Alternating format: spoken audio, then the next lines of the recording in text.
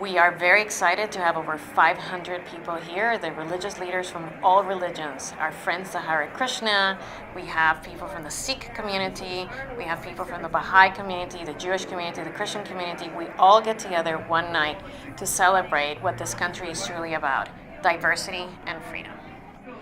In our nation's founding and in our constitutional order, the First Amendment guarantees of religious freedom and the freedoms of speech and press are the motivating and dominating civil liberties and civil rights. Religious liberty to me means the idea that one can express their faith in various settings of public life in America without fear of persecution, without fear of being denied an opportunity, without being disadvantaged as a result of their sincerely held belief.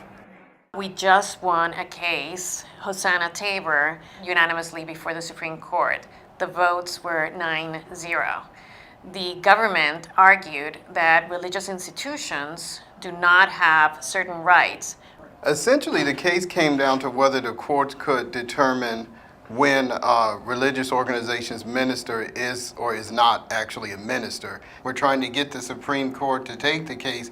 We got amicus briefs from the Muslim faith, Hindu faith, Catholics, Lutherans, Protestants, Baptists.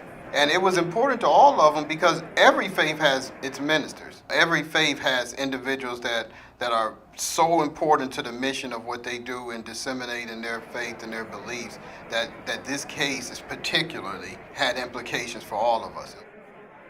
Some specific recent cases were questions of limitations by the government of kosher diet for prisoners in the state of Florida as a very strict, we are strict practitioners of the vegetarian diet, so that's something very, very important for us to make sure that those rights would be protected for prisoners and other people that would be under the direction of the government in different situations. They've specifically taken on a number of cases that affect Sikh Americans related to articles of faith, including the Sikh Kirpan, a small religious emblem which is worn underneath the clothing. And that emblem is a religious sword, and you can imagine that that causes a lot of challenges. It's as dull as a butter knife and about 3 to 5 inches. Probably do more harm with a butter knife, but at the same time it requires a great deal of understanding on the part of people who are on the accommodating end of the spectrum.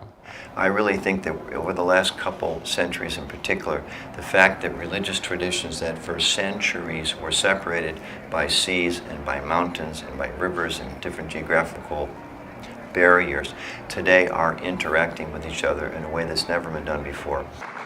Religious leaders and believers must unite to strengthen our freedom to teach what we have in common, as well as to teach and exercise our very real religious differences.